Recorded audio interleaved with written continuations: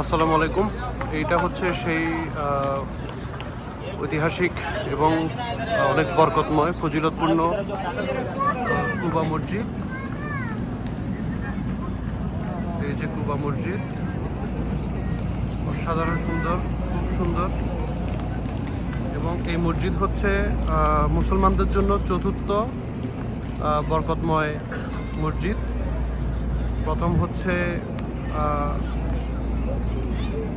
মক্কা শরীফে মসজিদুল হারাম, তারপরে মসজিদুল নববী, এরপর হচ্ছে আল আকসা, চতুর্থ হচ্ছে এই কুবা মসজিদ। এই কুবা মসজিদে আমাদের মহানবী হযরত মুহাম্মদ সাল্লাল্লাহু আলাইহি ওয়াসাল্লাম প্রতি শনিবারে নামাজ পড়তেন এবং এটা হচ্ছে ইসলামের প্রতিষ্ঠিত প্রথম মসজিদ।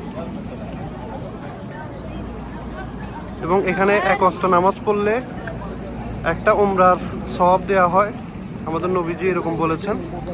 তো আলহামদুলিল্লাহ নিজ চোখে দেখলাম মসজিদ, নামাজ পড়লাম, শুকরিয়া।